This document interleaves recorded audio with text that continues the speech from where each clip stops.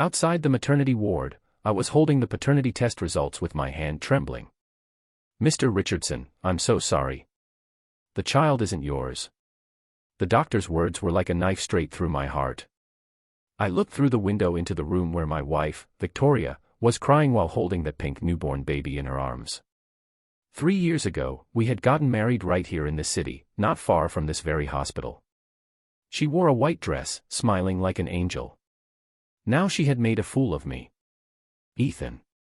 Victoria saw me, and a flash of panic crossed her eyes. What are you doing here? I held up the report, my voice raw. What is this? Victoria's face went white. She clutched the baby tighter. I can explain. Explain what? I asked. How you ended up in bed with Derek Henderson, the guy next door. My voice echoed in the hallway. A couple of nurses stopped what they were doing to watch us. Derek Henderson, our neighbor. That sleazy middle-aged man got my wife pregnant. Ethan, please just listen to me. Victoria tried to sit up, but she was too weak. Listen to what? I scoffed. How you betrayed me. Victoria, we've been married for 3 years. I gave you everything. And this is how you repay me. Tears streamed down her face. I didn't. Didn't what? Didn't sleep with Derek? Then where did this baby come from? I threw the paternity test results onto the foot of her bed. 0% DNA match. Victoria, is this your idea of a surprise? The head nurse came over. Sir, please keep your voice down. This is a maternity ward. I took a deep breath, lowering my voice to a hiss. Victoria, we're getting a divorce. No. She shrieked suddenly. Ethan, I'm sorry. I'm so sorry, but it was too late. I turned and walked out of the ward with only one thought in my head. I was going to make that woman pay for this. Down in the hospital parking garage, I lit a cigarette, my hands still shaking. 3 years of marriage, all ending like this. I thought about last night when Victoria had curled up against me, talking about how once the baby was born, we'd be a perfect family of 3. Turns out the family was complete with someone else's kid. My phone buzzed. It was my mom. Ethan, honey, has Victoria had the baby yet? Is it a boy or a girl? I stared at the screen, unsure what to say. It's a boy, Mom. That's wonderful. I'm coming over to see my grandson right now. I hung up, the weight on my chest growing heavier. How was I going to tell my mom that the grandson she'd been waiting 3 years for wasn't mine at all? Just then, Derek Henderson himself walked out of the hospital elevator carrying a bouquet of flowers. He saw me, a smug little smile playing on his lips. Hey, Ethan. Congratulations on becoming a dad. I dropped my cigarette, grinding it out with my heel as I walked toward him. You got a hell of a lot of nerve, Derek. What are you talking about? He asked plainly. What am I talking about? You know damn well what. I swung, my fist connecting with his jaw. Derek stumbled back, clutching his face. Ethan, are you crazy? Crazy? I've got every right to be. I lunged forward again, grabbing the collar of his shirt. You sleep with my wife, get her pregnant, and you have the balls to ask me if I'm crazy. The color drained from his face. You know. I know. The paternity test is sitting in her room right now. You want to go see it? Derek shoved my hands away and straightened his shirt. Fine, since you know, I won't hide it. The baby is mine, he said. So what? We're in love. In love. I laughed, a bitter, sharp sound. You're a married man. You and my wife are in love. My wife and I haven't had any real feeling for years. And besides, Victoria told me you two were just going through the motions, Derek said coldly. Going through the motions. My voice rose with fury. Derek, do you have any idea what I've done for my family? I get up at 6 every morning to make her breakfast. I come home from work and do the damn chores. I've waited on her hand and foot like a servant since she got pregnant. And that's what you call going through the motions. Derek just smirked. Ethan, you think doing all that is love? Women want passion, romance, not your boring daily routine. I gave Victoria the passion she wanted, so she chose me. I stared at his triumphant face, wanting nothing more than to wipe that smirk off permanently. Derek, you think this is over? Over? Of course not. He pulled out his phone. Ethan, take a look at this. He showed me the screen. It was a nude photo of Victoria. She sent this to me, he said, his voice dropping. Told me she'd never sent you anything like it. My fist clenched. Derek, you son of a bitch. You're asking for it. You need to be rational, Ethan. Derek said, pocketing his phone. Victoria made her choice. She chose me. After you two divorce, I'll divorce my wife and Victoria and I will get married. The baby will call me Dad. We'll be a happy little family. You. I was so angry. I started to laugh. You think I'm going to let that happen? What else can you do, Ethan? The baby's born. Victoria already betrayed you. What is there to save? I looked at his smug face, and a cold rage I had never felt before washed over me. Derek, you think you've won because you destroyed my marriage. I'm telling you, I said, turning to my car. This is just the beginning. I got in, leaving him with one final promise. I will make you both pay. The drive home was a blur. My mind was a chaotic mess. 3 years of marriage, all a lie. I remember the first time I saw Victoria. We were in the university library. She was wearing a white sundress, reading quietly. I was completely captivated. I worked up the nerve to ask for her number.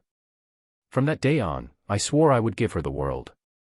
For 4 years of college, I ate with her, walked her back to her dorm, and took her on trips during school breaks. After graduation, I worked my ass off to give her a good life. 3 years ago, we got married. I thought it was the beginning of our happily ever after. I never imagined it was the beginning of a nightmare. Back at our apartment, I sat on the couch and stared at our wedding photo on the coffee table. Victoria was smiling so sweetly. I looked so happy. Now it was all a joke. I picked up the frame, wanting to shatter it, but my hand was shaking too much. Just then, the doorbell rang. I opened it. It was my mom. Ethan, where's Victoria? Where's the baby? She asked, her face beaming with excitement. I looked at her hopeful eyes and didn't know how to start. Mom, come in. Sit down. Sit down. I want to see my grandson. Where's Victoria? She pushed past me. Mom, I stopped her. There's something I have to tell you. She saw the look on my face, and her smile faded. Ethan, what's wrong? I took a shaky breath. Mom, the baby isn't mine. What? She froze. What did you say? Victoria cheated on me. The baby belongs to someone else. My mom's face turned pale. She swayed on her feet, and I rushed to steady her. Mom, are you okay? Okay. How can I be okay? She said, pushing me away. Ethan, is this true? I pulled the paternity test from my pocket. Here. 0% match. My mom took the report. She stared at it for a long time before the tears started to fall. That Victoria. I treated her like a daughter. How could she do this? Mom, don't get worked up. It's not good for your health, I said. How can I not be worked up? She sobbed. The grandson I've been waiting 3 years for. He's not ours. Ethan, you have to divorce her. I know, Mom. She wiped her tears. Ethan, who's the man? It's our neighbor, Derek Henderson. Derek Henderson. My mom paused. That sleazy guy from next door. That's him. She started shaking with anger. That animal. I'm going to go over there and give him a piece of my mind. Mom, don't, I said, holding her back. Calm down. I'll handle this. Handle it. How? She demanded. Ethan, you're not thinking of forgiving her, are you? No, Mom. I'm not. Good. She sat down heavily on the couch. Ethan, you remember this. A woman like that isn't worth your pain. I know, Mom. My mom saw the wedding photo on the table and reached for it, ready to smash it. Mom, wait. I stopped her. Ethan, you're still keeping this. I'm keeping it as a reminder to never be that stupid again. My mom looked at me, her eyes full of heartache. Ethan, not all women are like Victoria. I don't want to talk about it right now, Mom. She sighed. All right, what are you going to do? I'm going to make them pay. I looked out the window in the direction of Derek's apartment, my eyes glinting with cold resolve. Mom, you should go home for now. I know what I'm doing. Ethan, what are you planning? She asked, worried. I'm not going to do anything illegal, Mom. But I'm not going to let them get away with this. My mom knew my temper. Once my mind was made up, there was no changing it. Just be careful, Ethan. Protect yourself. I will, Mom. After she left, I started planning my revenge. First, I had to let Derek's wife know what was going on. I pulled out my phone and found her number. Her name was Patricia. She was an accountant. Always seemed quiet and kind. I sent her a text. Hey, Patricia. It's Ethan from next door. There's something I need to talk to you about in person. She replied almost immediately. Hi, Ethan. What's up? It's not something I can say over text. Are you home right now? I am. Come on over. I composed myself, grabbing the paternity test and the other evidence I had, and went next door. When Patricia opened the door, she was smiling. Ethan, come in. What's all the mystery? I stepped into her living room. Seeing her innocent smile, I felt a pang of guilt. But then I thought of Victoria and Derek, and my heart hardened again. Patricia, you should sit down. I have to tell you something. She sat down, looking at me with confusion. Okay, Ethan, what is it? I took a deep breath. Patricia, you know my wife had her baby today, right? I do. I was planning on visiting tomorrow, she said with a smile. Is it a boy or a girl? A boy, I said, pausing. But he's not mine. Patricia's smile froze on her face. Ethan, what are you talking about? I handed her the paternity test results. 0% match. She took the paper and read it, her expression growing darker by the second. Ethan, what does this mean? Patricia, your husband, Derek, has been having an affair with my wife. The baby is his. No, that's impossible. She cried, jumping to her feet. Derek would never do something like that. Patricia, I understand this is a shock, but it's the truth. I took out my phone and showed her the picture I'd snapped of Derek in the hospital parking garage. I took this afternoon. Look, he was holding flowers on his way to see the baby.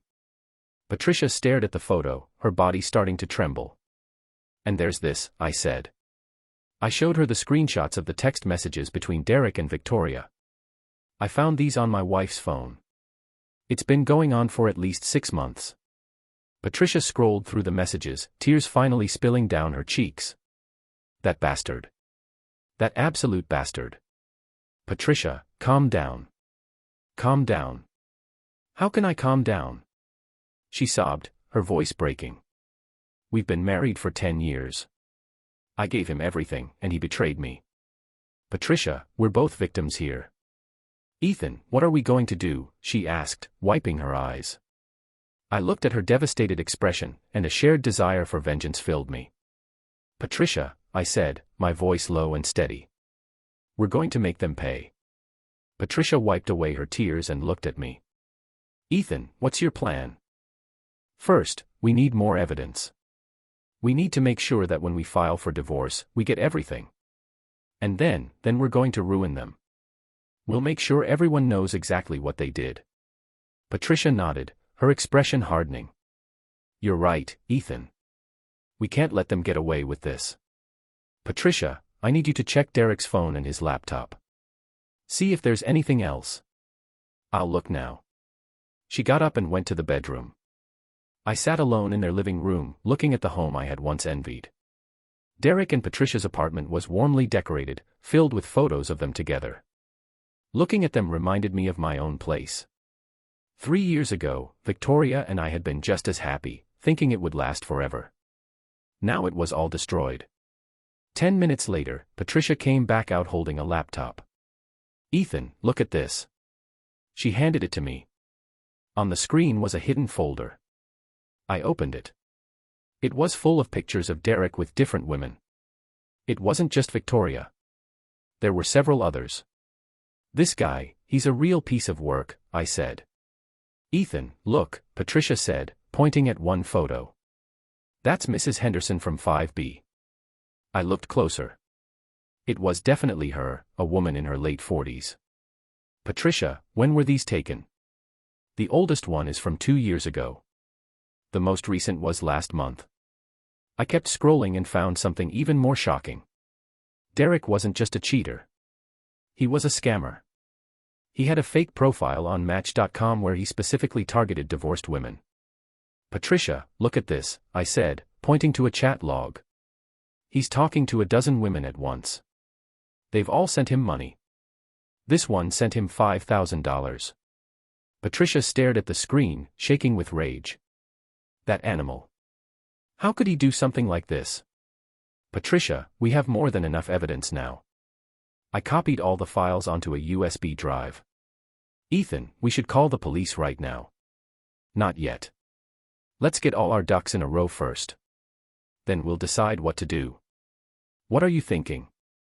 I looked at Patricia. "Do you want to see Derek in prison?" "Yes," she said through gritted teeth. "I want him to rot." "Good.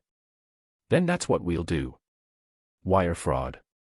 These chat logs and transaction records are all the proof we need." "Ethan, you know about this legal stuff." "I have a friend who's a lawyer. I'll call him tomorrow." Patricia nodded. "Okay. What about Victoria?" "Victoria?" I let out a cold laugh. "She's not getting off easy. She cheated first. I'll make sure she leaves with nothing but the clothes on her back. And I'm going to make sure everyone knows what kind of person she really is." Patricia looked at me. "Ethan, you've changed." "I didn't start this, Patricia. They're the ones who betrayed us. They shouldn't be surprised when I hit back twice as hard." Just then, we heard footsteps in the hallway. "It's Derek." "He's home," Patricia whispered, panicked. "Patricia, stay calm. It's not time to show our hand yet. We pretend like we don't know anything until we have everything ready." She nodded and quickly closed the laptop. The door opened, and Derek walked in. He looked surprised to see me. "Ethan, what are you doing here?" I stood up, forcing a smile. "Hey, Derek. Just chatting with Patricia. I was telling her Victoria had the baby today." "Oh, really?" Derek said, faking surprise. "Boy or a girl?" "A boy," I said, looking him straight in the eye. "He's a cute kid. Looks just like me." Derek's expression flickered for a second, but he recovered quickly. "Well, congratulations, Ethan." "Thanks, Derek," I said, clapping him on the shoulder. "By the way, were you at the hospital this afternoon?" "No, I was at work all day," he denied it flatly. "Why?" "Oh, really?" I smiled. "Must have been seeing things." "Well, I should get going. Victoria's waiting for me." "Sure, man. Go ahead." I gave Patricia a small nod and left. Back in my apartment, I sat on the couch and laid out my plan. Step 1, call my lawyer friend Michael to consult on the divorce and the fraud case. Step 2, gather any remaining evidence to make the case airtight. Step 3, file for divorce and report Derek to the police simultaneously. Step 4, make sure everyone knows what they did. I picked up my phone and sent a text to Michael. "Hey man, you free tomorrow? Need to ask you about some legal stuff." He replied quickly. "Yeah, I'm free. What's up?" "I'll tell you when I see you." I put down my phone and stared out at the city lights. A new resolve hardened within me. "Victoria and Derek, you thought you could betray me and just be happy. I'm going to teach you the real meaning of consequences." Just then, my phone rang. It was Victoria. I stared at her name on the screen, hesitated, and then answered. Ethan, where are you? Her voice was weak. I'm home. Can you come to the hospital? I need to talk to you. Victoria, we have nothing to talk about. Ethan, please. She begged. Just one last time. Let me explain. I thought for a moment. Fine. I'm on my way. I hung up, put on my jacket, and headed for the hospital. Not to hear her explanation. I wanted to see what other lies she could possibly come up with. At the hospital, Victoria had been moved to a regular room. She was lying in bed, pale and frail.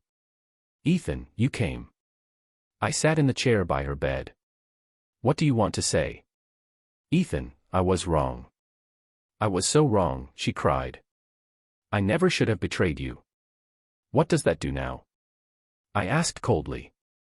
Ethan, can we please start over? I looked at her with disgust. Start over? Victoria, do you really think that's possible? Ethan, I'll break it off with Derek. We can start fresh. Please break it off. I scoffed. I thought you were so in love with him. No, I don't love him. I love you. Victoria, don't you feel sick saying that right now? I paused. Ethan, I'm telling the truth. I looked at her tear-streaked face and thought about the pictures on Derek's laptop. Victoria, did you know that you're not the only one? Derek has been with a lot of other women. That's impossible. He's been catfishing dozens of women online, scamming them for money. You're just one of many. Victoria's face turned ashen. What? What are you saying? I'm saying Derek played you for a fool. No, that can't be. He said he loved me. Loved you. I laughed. Victoria, you are so naive. Ethan, will you still have me? I looked at her desperate face without a shred of pity. Victoria, let's get a divorce. Hearing the word divorce, Victoria completely fell apart. Ethan, no. I won't sign the papers. Victoria, you don't have a choice. Ethan, we have 3 years of history together. Are you just going to throw that all away? 3 years of history. I scoffed. Did you think about that when you were sleeping with another man?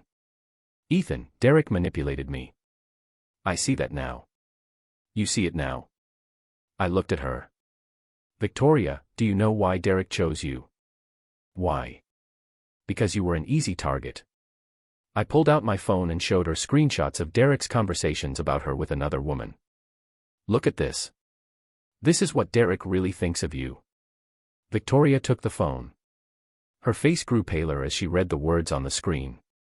He said you were the easiest one he ever fooled. That you were adorably stupid. He also said you weren't as good in bed as the last few women he'd been with. No, that can't be. Victoria's voice trembled. Victoria, that's a direct quote from the men you love. Ethan, I didn't know. You know now. Still think he loves you. Victoria threw the phone onto the bed and buried her face in her hands, sobbing. I'm such an idiot. I'm such an idiot. You're just realizing that now. I said coldly. It's too late. Ethan, please just forgive me this one time. Just once. Forgive you. I stared at her. Victoria, do you have any idea what I sacrifice for this family? I woke up at 6 every morning to make you breakfast, and you complained it wasn't good enough. I worked until 9 every night, then came home to do chores, and you complained I didn't make enough money. While you were pregnant, I waited on you hand and foot, and you complained I wasn't romantic enough. And now, after you had another man's child, you're asking me to forgive you. Victoria cried harder. Ethan, I know I failed you. Sorry doesn't fix this, Victoria. Then what do you want from me? I want you to walk away with nothing. What? She stopped crying and looked up. Ethan, are you insane? Am I? I looked her in the eye. Victoria, you had an affair. According to the law, you could be left with nothing. Ethan, we bought the apartment together. I'm entitled to half together. I laughed humorlessly. My parents made the down payment. I've been paying the mortgage. What did you contribute? I worked. You worked. Your $3,000 a month salary barely covered your makeup. Victoria was speechless. Ethan, you can't do this to me. What am I doing to you? I countered. You're the one who betrayed me and now you want the apartment. Where am I supposed to live? Where are you supposed to live? I chuckle. Go find Derek. Doesn't he love you? Ethan, you know Derek's not going to marry me now. Not my problem. I turned to leave, but she grabbed my arm. Ethan, you can't do this. I have a baby to raise. Raise a baby. I looked down at her hand on my arm. Victoria, that's not my child. Why would I be responsible for him? He is your child, is he not? I pulled the paternity test out of my pocket again. Read it and weep. 0% match. She looked at the report, her face a mask of despair. Ethan, even if he's not yours, we're still married. You can't just abandon me. Married. I laugh. Victoria, tomorrow morning, I'm filing for divorce. I won't sign. It doesn't matter. I have all the proof of your affair I need. Ethan, please just give me a way out. A way out? I stared at her. Did you give me a way out when you betrayed me? I'm leaving. Good luck. I pulled my arm free and walked out of the room. Ethan. Victoria screamed from behind me. You'll regret this. Regret it. I paused at the door without turning around. Victoria, the only one who's going to have regrets is you. Walking out of the hospital, I took a deep breath. I felt lighter than I had in days. 3 years of marriage. Finally, it was over. Back home, I started gathering all the documents for the divorce. The deed to the apartment, bank statements, pay stubs, and all the proof of Victoria's affair. Everything was ready. First thing tomorrow, I was going to the courthouse. Just then, my phone rang. A number I didn't recognize.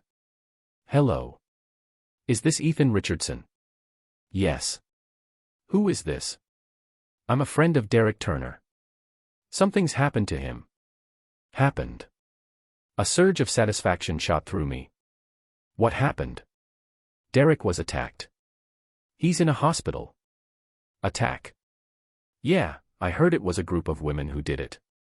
I smiled. It had to be the women he'd scammed. Is it serious? Pretty serious. 3 broken ribs and his face is a mess. That's a real shame, I said, feigning concern. Ethan, can you come to the hospital? Derek wants to see you. See me? I considered it. Yeah, okay. I'm on my way. I hung up, grabbed my jacket, and headed back to the hospital, not to check on Derek. I wanted to see the damage for myself. At the hospital, I found Derek's room. He was lying in bed, his face swollen like a pumpkin, his torso wrapped in bandages. When he saw me, he struggled to open his swollen eyes. Ethan, you came. Derek, I said cheerfully. Heard you got into a little trouble. Yeah, a few women. They jumped me. A few women. The ones I was. He couldn't finish the sentence. The women you scammed. Derek nodded weakly. Derek, how could you do something like that? I asked. I was desperate. My wife is so strict with money. I never had any cash. So, you decided to scam other women. It started as just a little money here and there. Then I couldn't stop. I looked at the pathetic mess in the bed and felt a thrill of victory. So, Derek, what about Victoria? What? Aren't you two supposed to get married? Derek's expression soured. Ethan, I never said that. You didn't. I smile. Wow. Derek, your memory really shot. Ethan, there was nothing between me and Victoria. It was a mistake. Nothing. I pulled out my phone. Derek, take a look at this. I showed him the screenshots of his texts with Victoria. Here you are talking about getting married. You even said I could be the baby's godfather. Derek stared at the phone, the blood draining from his face. Ethan, how did you get those? Derek, did you really think you wouldn't get caught? Ethan, I can explain. Explain. I laugh. What good is explaining now, Derek? Ethan, we're neighbors. We have to see each other. Neighbors? I looked at him. Did you think about that when you were sleeping with my wife? Ethan. Derek said. Derek, I didn't come here to listen to your excuses. Then why did you come? I came to tell you that tomorrow I'm filing for divorce and I'm also going to the police. The police? Derek tensed up. For what? Wire fraud. You scammed over a dozen women out of more than $100,000. Ethan, you can't do that. Why not? I'll go to prison. And I stared at him. Did you think about the consequences when you were doing it? Ethan, please. I have a wife and kids. I can't go to prison. A wife and kids. I scoffed. Did you think about them when you were betraying them? Ethan, I'll pay you. Just don't go to the police. Money. I looked at him. Derek, do you think I need your money? Then what do you want? What I want is simple. I want you both to pay. Hearing my words, Derek seemed to deflate, sinking into the hospital bed. Ethan, do you have to do this? Derek, you made your bed. Now lie in it. Ethan, I'm begging you. He tried to sit up, but the pain was too much. Begging. I laughed coldly. What good is that now? Ethan, I really know I was wrong. You know you were wrong. I stared at him. You scammed over a dozen women. You destroyed my marriage. And now you're telling me you're sorry. Ethan, I can compensate you. Compensate me. I smile. With what, Derek? What do you have left? I'll sell the apartment. You can have all the money. Derek, you think I'd touch your filthy money? He looked defeated. Ethan, what is it that you want? I want you in jail. I want your reputation destroyed. I want you to lose everything. Ethan, what good does that do you? Good. I looked at him. Derek, watching you and Victoria crash and burn will be the greatest satisfaction I could ask for. Ethan, whatever our problems are, don't drag my wife and kids into this. Drag them in. I scoffed. Did you think about them when you're doing all this? Ethan, my wife is innocent. Innocent. I thought of Patricia. You're right, Derek. Your wife is innocent. But so what? Ethan, please spare my wife. Spare her. I stared at him. Derek, do you think I would hurt your wife? Then you. I won't hurt her, but I'm not going to stop her from learning the truth. Ethan, you already told her. What do you think, Derek? His face grew even paler. Ethan, if my wife finds out about all this, she'll lose her mind. Lose her mind. I smile.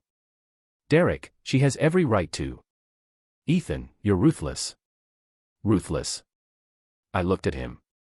Compared to you, Derek, I'm a saint. Derek, I have to go. You get some rest. Ethan, are you really going to the police? Tomorrow morning, 9 o'clock sharp. I'll be at the station. Ethan, I'm begging you. Derek, begging me won't do you any good. You should save it for the judge. I turned and left the room, feeling better than I had in a long time. Seeing Derek beaten and broken was immensely satisfying. As I walked out of the hospital, I saw Patricia. She was standing by the entrance, her eyes red and swollen. She'd clearly been crying. Patricia, what are you doing here? Ethan, I just want to see Derek. How is he? He's a wreck, but I don't feel sorry for him at all. I nodded. Patricia, are you okay? I'm fine. Seeing him like that actually made me feel better. Patricia, tomorrow we're going to the police station together. Good. I want to be there to see them arrest him. Are you sure about this, Patricia? Once we file the report, there's no going back. Ethan, I'm sure. A man like Derek deserves to be in prison. All right, then. I'll see you at the station at 9 o'clock. Ethan, what about Victoria? Her? I let out a cold laugh. Tomorrow, I'm also filing for divorce. Are you going to make sure she leaves with nothing? Of course. That's the price you pay for cheating. Patricia nodded. Good for you, Ethan. Patricia, you need to stay strong, too. You'll be much better off without him. I know, Ethan. I've already made up my mind. Good. I'll see you tomorrow. After saying goodbye to Patricia, I drove home. On the way, I replayed the events of the last few days in my mind. Victoria's affair, Derek's betrayal, the paternity test. It had all been a nightmare. But now, the nightmare was finally ending. Tomorrow, I would start a new life. Back home, I opened my laptop and started drafting the divorce petition. I demanded a divorce on grounds of infidelity and requested that Victoria be awarded none of our marital assets. After I finished, I organized all the evidence one last time. The text messages, the proof of Derek's scams, the paternity test. Everything was ready. Just then, my phone rang. It was my mom. Ethan, are you okay? I'm fine, Mom. Did you see Victoria today? I did. I told her we're getting a divorce. Did she agree? It doesn't matter if she agrees. I'm filing with the court tomorrow. You're doing the right thing, Ethan. A woman like that doesn't deserve you. I know, Mom. Ethan, take care of yourself. I will, Mom. After hanging up, I took a shower and lay down in bed. Staring at the ceiling, I thought about the first time I met Victoria. She had been so pure, so beautiful. I never could have imagined she would turn into the person she was today. Whatever. The past was the past. Tomorrow, I would start a new life without Victoria, without Derek. Just me. And that was fine. At least no one could betray me again. With that thought, I drifted off to sleep. The next morning, I got up, got dressed, and prepared to go to the courthouse. As I opened my front door, I saw Victoria standing there. She was holding the baby, her face pale, her eyes filled with desperation. Ethan, where are you going? To the courthouse. Ethan, can we please talk again? Victoria, we have nothing to talk about. Ethan, look at him. He's so beautiful. I glanced at the baby, feeling nothing. Victoria, he's not my son. Ethan, even if he's not yours, we can raise him as our own. As our own? I scoff. Victoria, do you really think I'm going to raise another man's child? Ethan, we can start over. We can forget everything that happened. Forget? I looked at her. Victoria, do you think I can ever forget this? Ethan, I'll spend the rest of my life making it up to you. Making it up to me? I laugh. With what, Victoria? I'll be good to you. I'll never betray you again. Never betray me again.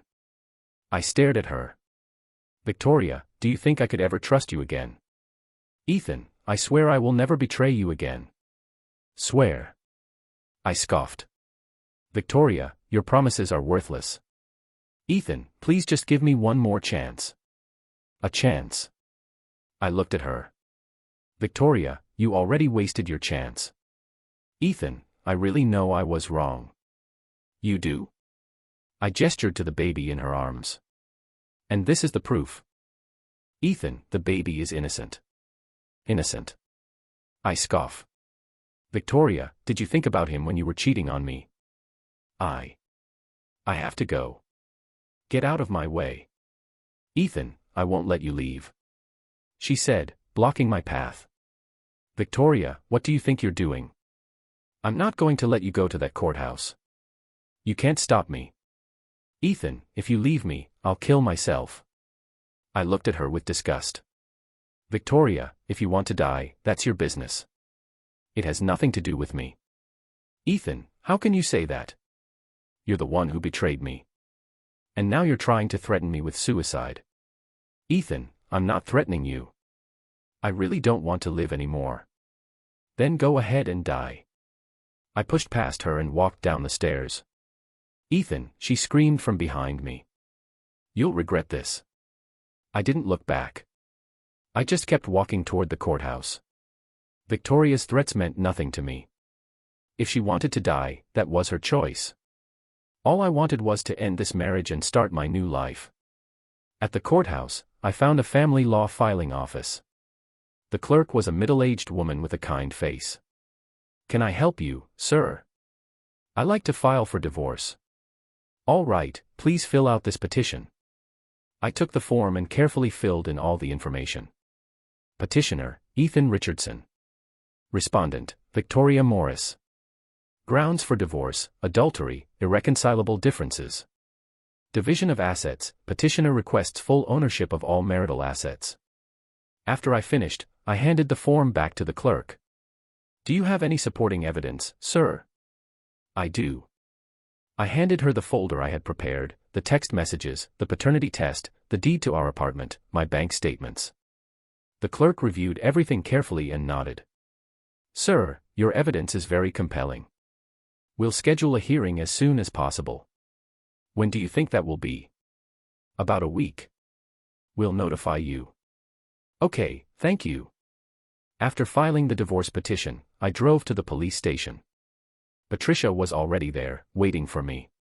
"Ethan, you're here." "Patricia, let's go." We walked into the station and found the detective in charge of financial crimes. "Detective, we'd like to report a case of wire fraud." "All right, have a seat and tell me what's going on." I handed the detective the USB drive with all the evidence against Derek. "This is from the suspect's computer. His name is Derek Henderson. These are chat logs where he's talking to over a dozen women, convincing them to send him money." "How much money are we talking about?" "Based on our count, at least $100,000. The detective looked through the files, his expression growing serious. "This definitely constitutes wire fraud. We'll open an investigation immediately." "Detective, Derek is currently in the hospital. He was assaulted." "We're aware. We'll send an officer to the hospital to question him." "Okay. Thank you, Detective." Leaving the police station, Patricia and I both breathed a sigh of relief. "Ethan, we finally did it." "Yeah, Derek's not getting away this time." "How did things go with your divorce?" "I filed a petition. The hearing is in a week." "That's good. We both need a fresh start." "Patricia, what are you going to do now?" "I'm going to file for divorce, too. And after he's arrested, I'm definitely not going to forgive him." "You're doing the right thing, Patricia." "Ethan, I heard you're thinking of moving to Chicago." "Yeah, I think I need a change of scenery." "That's a good idea. There's nothing left for us here." "Patricia, you're going to be happy again." "You, too, Ethan." After saying goodbye to Patricia, I drove home. On the way, I got a call from my friend Michael. "Ethan, I heard you're getting a divorce." "Yeah, I already filed." "Did that woman really cheat on you?" "Not only did she cheat, she had a baby with another guy." "Damn, that's messed up." "Yeah, that's why I'm making sure she leaves with nothing." "You're doing the right thing, Ethan. A woman like that doesn't deserve you." "Thanks for the support, Michael." "Hey, let's go out for a drink tonight. Celebrate you getting rid of her." "Sounds good." My treat. I felt much better after hanging up. It was good to have a friend on my side. I felt so alone these past few days. His support meant the world to me. Back home, I started packing all of Victoria's clothes, her makeup, her jewelry. I threw it all into boxes. I wanted to erase every trace of her from my life. Just then, the doorbell rang. I opened it. It was my mom. "Ethan, did you go to the courthouse today?" "I did. I filed for divorce." "Good. You need to get that woman out of your life." My mom walked into the living room and saw the boxes on the floor. "Is this all Victoria's stuff?" "Yeah, I'm throwing it all out."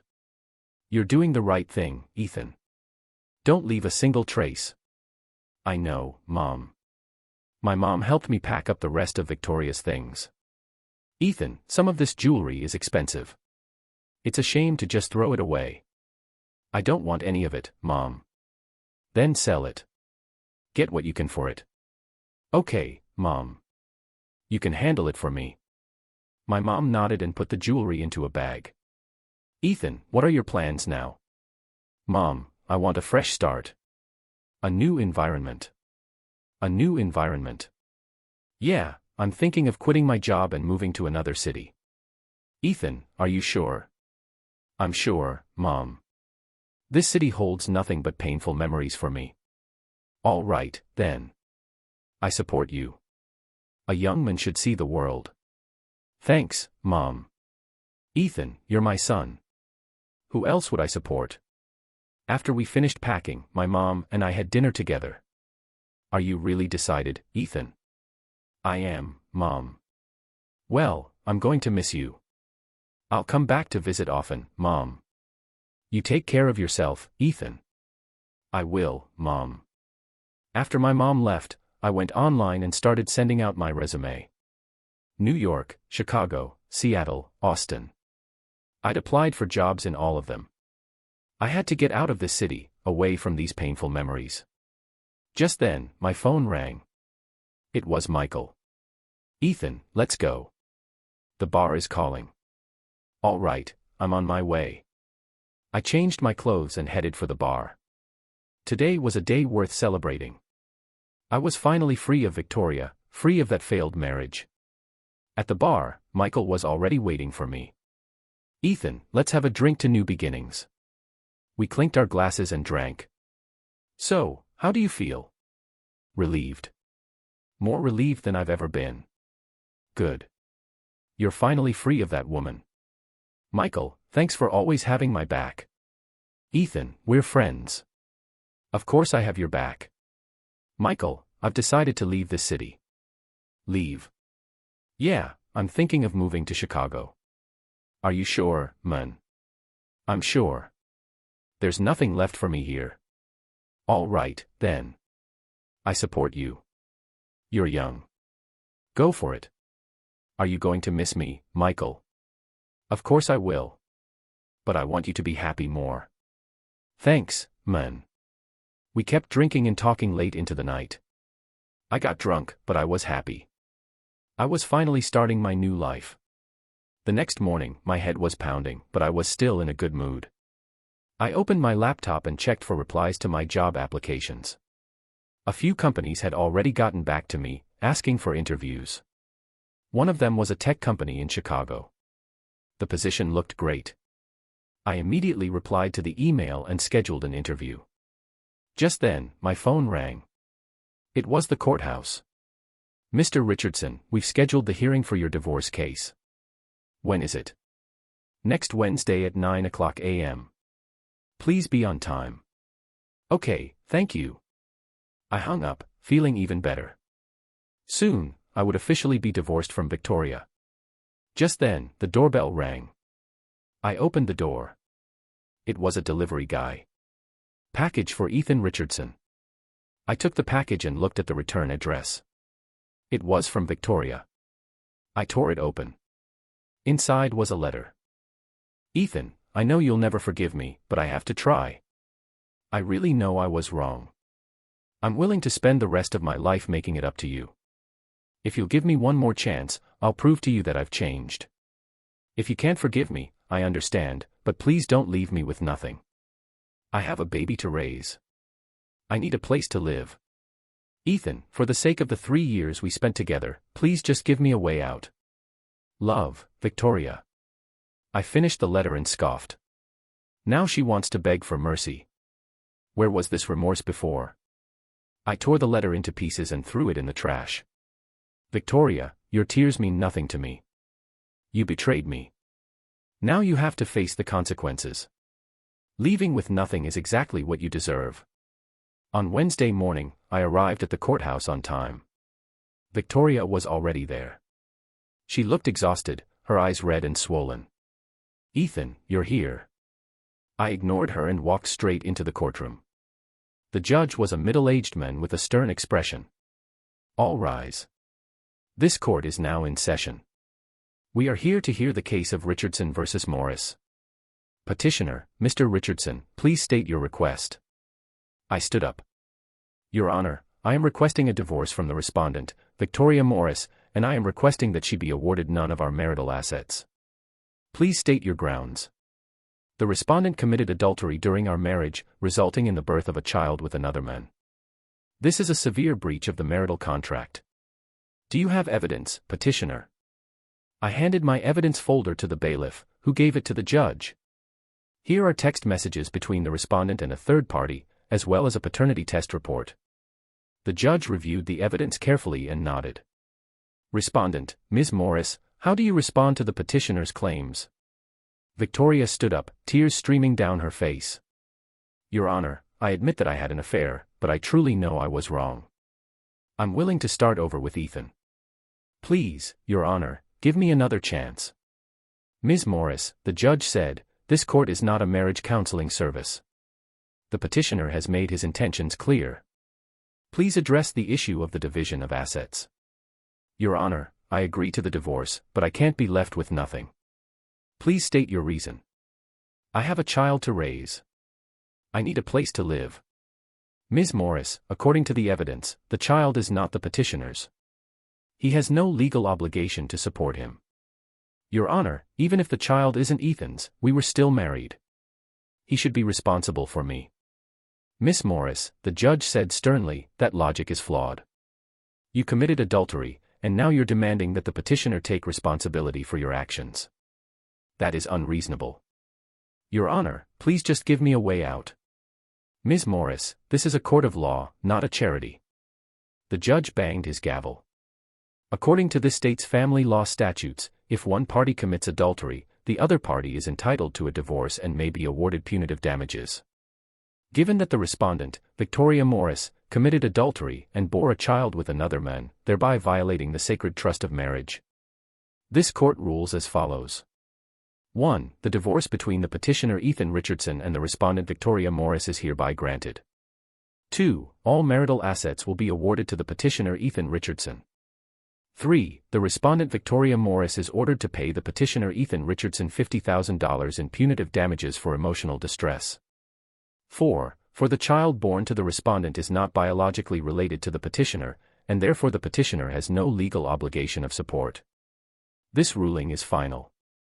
The respondent has 15 days to appeal. Hearing the verdict, I was ecstatic. Not only did I not have to give Victoria a dime, she had to pay me. This was the price of betrayal. After the judge finished, Victoria collapsed into her chair. Your Honor, I'm going to appeal. That is your right, Miss Morris. I don't accept this verdict. Ms. Morris, please remain calm. Suddenly, Victoria jumped up and ran toward me. Ethan, you heartless bastard. Ms. Morris, the judge warned, banging his gavel. Return to your seat. Ethan, you'll regret this. Ms. Morris, if you do not calm down, I will have the bailiff remove you. Victoria was forced to return to her seat, but she glared at me with pure hatred. Ethan, I'm not going to let you get away with this. I looked at her, feeling nothing but disgust. Even now, she was still threatening me. How could I ever have forgiven a woman like this? After the hearing was over, Victoria and I walked out of the courthouse. Ethan, let's talk. Victoria, we have nothing to talk about. Ethan, are you really going to be this cruel? Cruel? I scoff. Victoria, who was cruel first? Ethan, I know I was wrong, but you can't do this to me. Do this to you. I looked at her. Victoria, this is exactly what you deserve. Ethan, I have a baby to raise. Raise a baby. I laugh. Victoria, that's not my child. Go find his biological father. Derek is in a world of trouble. He can't help me. Not my problem. Ethan, can't you? For the sake of the 3 years we were married, just help me out a little. 3 years. I stared at her. Victoria, did you think about that when you were cheating on me? Victoria, you made your choice. Now live with it. I turned to leave, but she grabbed my arm. Ethan, you can't do this to me. Let go of me, Victoria. I won't. What do you think you're doing, Ethan? If you don't help me, I'll kill myself. I looked at her crazed expression and felt a wave of disgust. Victoria, if you want to die, go ahead, but don't put on a show for me. Ethan, how can you say that? You're the one who chose to betray me, and now you can't handle the consequences. Ethan, I'm serious. I'll do it then. Go ahead. I forcefully pulled my arm free and walked toward the parking garage. Ethan, she screamed from behind me. You'll regret this. I didn't look back. I just kept walking. Victoria's threats meant nothing to me. If she wanted to die, that was her business. All I wanted was to get away from her and start my new life. Driving home, I was in a great mood.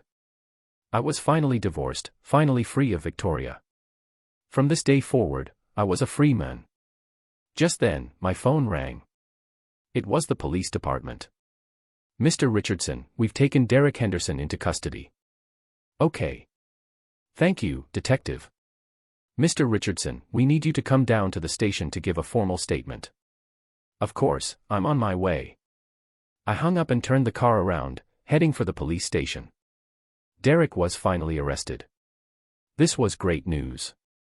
At the station, I gave my statement to the detective.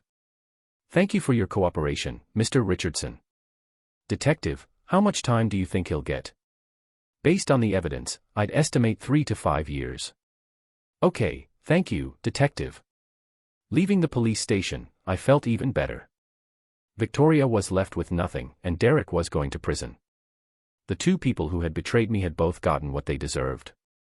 Back home, I started preparing for my move to Chicago. The tech company had already sent me an offer letter. The salary was double what I was making now.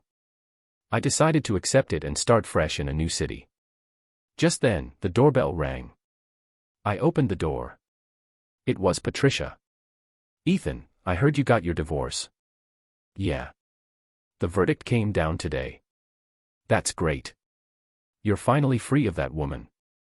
How are you doing, Patricia? I'm filing for divorce, too. After Derek was arrested, I knew I could never forgive him. You're doing the right thing. Ethan, I heard you're moving to Chicago. Yeah, I need a change of scenery. That's a good idea. There's nothing left for us here. Patricia, what are your plans? I think I'm going to move, too. Start over somewhere new. You're going to be happy again, Patricia. You, too, Ethan. We talked for a little while longer before Patricia left. Watching her go, I felt a sense of camaraderie. We were both victims, but we had both chosen to start over. Maybe that was the meaning of life. You fall down, you get back up. That night, Michael and I had a farewell dinner. So you're really leaving tomorrow? Yeah, I already bought the ticket. Well, good luck in Chicago, man. Michael, thanks for always having my back. Ethan, we're friends. Of course I have your back. I'm going to miss you, Michael. I'm going to miss you, too, man. But I want you to be happy more. I will be. We drank a lot and talked for hours. Neither of us wanted the night to end, but all good things must come to an end. The next morning, I packed my last few things and got ready to go to the airport. Michael came to see me off, and so did my mom. Ethan, you take care of yourself in Chicago. I will, Mom. And call me if you need anything. I will, Mom. Ethan, don't forget about us when you're a big shot in the city. Never, Michael. I hugged my mom and Michael, then walked toward security. I looked back one last time. They were still there waving. My eyes started to water, but I was happy. I knew I would be better off in Chicago. I would forget Victoria, forget Derek. I would forget all these painful memories. I would start over, start a new life. The plane slowly ascended, and I watched the city shrink below me. The place that had caused me so much pain was finally behind me. 3 hours later, the plane landed at O'Hare International Airport in Chicago. I grabbed my suitcase, walked out of the airport, and breathed in the city air. Everything was new and unfamiliar, but I was excited. A new city, a new job, a new life. I took a cab to the corporate apartment the company had arranged for me and checked in. The room was nice with a great view of the Chicago skyline. I stood by the window, looking out at the bustling city, my heart full of hope. The next day, I reported to my new job. It was a tech company with a great office and a young, energetic staff. The HR manager was a friendly woman named Rachel. "Ethan, welcome to the team." "Thanks, Rachel. We were very impressed with your resume, Ethan. We have high hopes for you. I'll do my best not to disappoint. Let me introduce you to your team." She took me around and introduced me to my new colleagues. Everyone was very welcoming. "This is your desk, Ethan. Let me know if you need anything." "I'll do." "Thanks, Rachel." I sat down and got to work. The office culture was great, and my colleagues were all professionals. I quickly settled into the team, and my work went smoothly. A month later, I was completely adjusted to life in Chicago. I rented an apartment and decorated it to my liking. There were no traces of Victoria, no painful memories. I got up at 7 every morning and was at the office by 8:30. I usually left around 7 o'clock in the evening, went home, made dinner, and read a book or watched a movie. On the weekends, I would go for a run in the park or go out to dinner with my colleagues. My life was full and happy. I slowly began to forget about Victoria and Derek. Those painful memories felt like they had happened to someone else. One night, I was at home watching television when my phone rang. It was a number I didn't recognize. "Hello. Is this Ethan?" "Yes." "Who is this?" "I'm a friend of Victoria's. Something's happened to her." Hearing her name, I felt a familiar wave of disgust. "What happened?" "Victoria tried to kill herself. She's in a hospital right now." I paused for a moment. "When did this happen?" "This afternoon. She left a note. She said it was because you wouldn't forgive her." "A note?" "Yes. She said she was sorry. That she really knew she was wrong. She said that if you didn't forgive her, she had no reason to live." I listened to the words feeling nothing. "How is she now?" "She's in critical condition. The doctors are doing what they can. She wants to see you one last time." I thought for a moment. "I'm not coming back." "What?" The person on the other end was clearly shocked. "I'm not coming back to see her." "Ethan, Victoria is dying. How can you be so heartless?" "She's dying. That has nothing to do with me." "Ethan, how can you be so cold?" "Cold?" I laughed. Did she think about my feelings when she betrayed me? But she's dying. That was her choice. "Ethan, are you really not coming?" "I'm not. And don't call me again." I hung up. My mood completely unaffected. Victoria wanted to threaten me with her death, but I wasn't falling for it. She chose to betray me. She had to face the consequences. I wasn't going to feel guilty because she died. Just then, my phone rang again. The same number. I declined the call, but they kept calling. Annoyed, I blocked the number. I went back to watching television as if nothing had happened. The next day at work, I was completely focused. My colleagues praised my dedication. "Ethan, you've been on fire lately." "Thanks. I really like it here. A few of us are going out for dinner tonight." "You and yeah, I'd love to." That night, I had dinner with my colleagues. We talked and laughed, and I had a great time. I didn't tell anyone about Victoria. That was all in the past. I had no desire to bring it up again. A week later, my mom called me. "Ethan, did you hear about Victoria?" "What about her?" "She killed herself. She's gone." I was silent for a moment. "I know, Ethan. Her friends are saying she did it because you wouldn't forgive her." "Mom, that's not my fault." "I know it's not your fault, Ethan.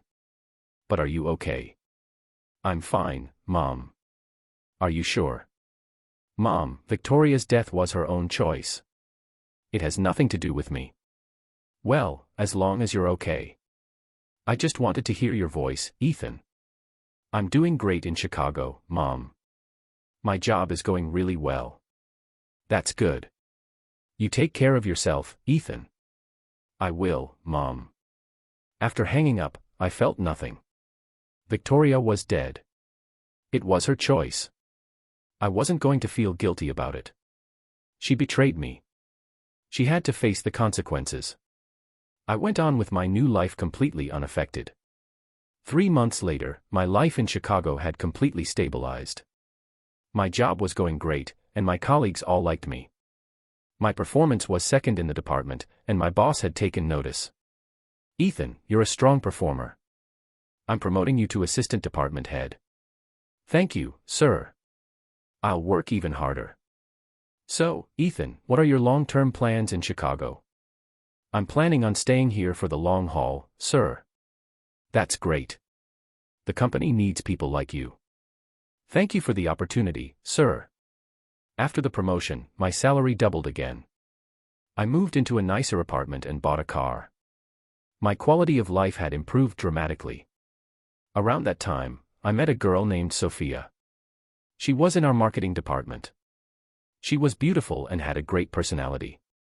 Ethan, don't you ever get lonely in Chicago by yourself? Not really. I'm pretty busy with work. Do you have a girlfriend, Ethan? No, I'm focused on my career right now. Are you looking for one? I guess I'm just waiting for the right person. Sophia's smile. A guy like you shouldn't have any trouble finding a girlfriend. You're too kind, Sophia. Hey, do you want to go see a movie this weekend? I looked into Sophia's clear, bright eyes and felt something I hadn't felt in a long time. Yeah, I'd love to. That weekend, Sophia and I went to the movies. She was lively and funny, and we had a great time talking. Ethan, have you ever been married? I have, but I'm divorced. Why did you get divorced? She cheated on me. Wow, she must have been a fool to give up a great guy like you. Sophia, the past is the past. Do you still think about her, Ethan? I shook my head. No, I've already forgotten her. That's good. You should always look forward, Ethan. You're right, Sophia. We kept talking, and I realized that Sophia was a wonderful girl. She was kind, smart, and had her own career. She was nothing like Victoria. A month later, Sophia and I started dating. She brought a new joy and hope into my life. We went out to dinner, saw movies, and took trips together. I loved the feeling of pure, simple happiness. Ethan, I'm so happy. Me, too, Sophia. Do you think we'll always be this happy, Ethan? Yes, we'll always be this happy. I held Sophia in my arms, my heart full of warmth. This was the life I had always wanted. Simple and happy. No betrayal, no lies, just two people who genuinely loved each other. Just then, I got a call from Michael. Ethan, how's life in Chicago? It's great. I have a girlfriend now. Really? That's great, man. She's a wonderful girl. Michael, I'm happy for you, man. How are things with you? Good, good.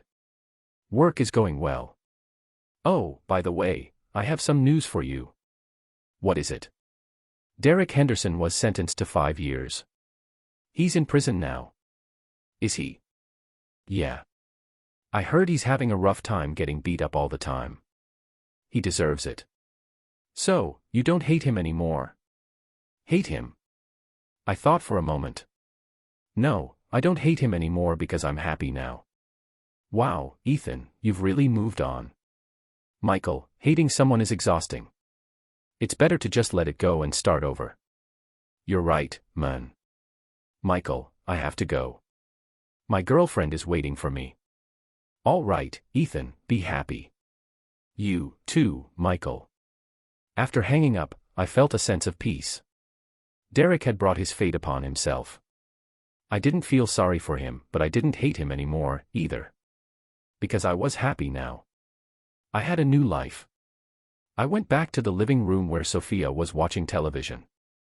Who was that, Ethan? Just a friend. Come sit with me. Let's watch television together. I sat down next to Sophia and put my arm around her. This was the life I wanted. quiet and happy. No hate, no pain, just love and warmth. I had finally escaped the darkness of my past and started a new life. A year later, Sophia and I got married. It was a small, simple wedding with just our closest family and friends. My mom came all the way from my hometown, and Michael was there, too. Ethan, Sophia is a wonderful girl. You be good to her. I will, Mom. I'm so happy for you, Ethan. You finally found true happiness. Thanks, Mom. Congratulations, Ethan. Michael clapped me on the shoulder. You finally made it out. Michael, thanks for always having my back. I've never seen you look this happy, man. I am happy, Michael. You deserve it, Ethan. After the wedding, Sophia and I went to the Maldives for our honeymoon. We walked hand in hand along the beach, watching the sunset. Ethan, will we always be this happy? Yes, we'll always be this happy. I love you, Ethan. I love you, too, Sophia. We held each other, our hearts full of love and hope. This was the life I had always wanted. Simple and happy. No betrayal, no lies, just two people who genuinely loved each other. I had finally found true happiness, found the person I was meant to be with. When we got back to Chicago, we started our new life as a married couple. Sophia was a wonderful wife, so caring and thoughtful. She cooked delicious meals for me every day and made our home a warm, inviting place. How was your day at work, honey? It was good, but seeing you makes it even better. You always know just what to say. I mean it, Sophia. Ethan, when should we have kids? Do you want to? I do. I want to have a baby with you. Then let's have one. You'll be a great dad, Ethan. And you'll be a great mom, Sophia. We laughed and held each other, our hearts full of dreams for the future. This was the life I wanted, to be with the person I loved and build a happy family. 3 months later, Sophia was pregnant. We were both so excited, so eager to meet our new baby. Ethan, I'm pregnant. Really? That's amazing. Are you happy? Of course I'm happy. I'm going to be a dad. You're going to be a great dad, Ethan. And you'll be a great mom, Sophia. We held each other, our hearts full of happiness and gratitude. This baby was the fruit of our love. I would protect him and give him a happy home. Unlike Victoria, who had betrayed her family and hurt her child, I would be a responsible husband and a responsible father. 10 months later, our son was born. He was healthy and beautiful. I held him in my arms, my heart overflowing with love and a sense of duty. Sophia, we have a son. He looks just like you, Ethan. You think so? I think he looks like you. We need to give him a name, Ethan. What should we name him? How about Mason? It means strong and hardworking. That's a great name. Mason, it is. I looked down at my son in my arms and felt a wave of emotion I had never felt before. This was my son, my flesh and blood. I would protect him with my life and give him the best of everything. Unlike Victoria, who had sacrificed her child for her own selfish desires, I would be a good father and give him a happy childhood. Now my family was complete. I had a wife who loved me and a beautiful son. I had finally found true happiness. Those painful memories had completely faded away. Victoria and Derek were all in the past. I would never think about them again, never let them affect me. I would only focus on the happiness I had now, on my family. This was the life I wanted, to be with the people I loved. To watch my child grow up healthy and happy. I finally understood what true happiness was. It wasn't money. It wasn't status. It was a warm, loving family, to have people who loved me and people I loved in return. That was enough. My life was finally on the right track. I would cherish everything I had now, and I would dedicate myself to my family. I would make sure Sophia and my son were always happy, that our home was always a place of peace and love. This is my new life. A new life full of love and hope.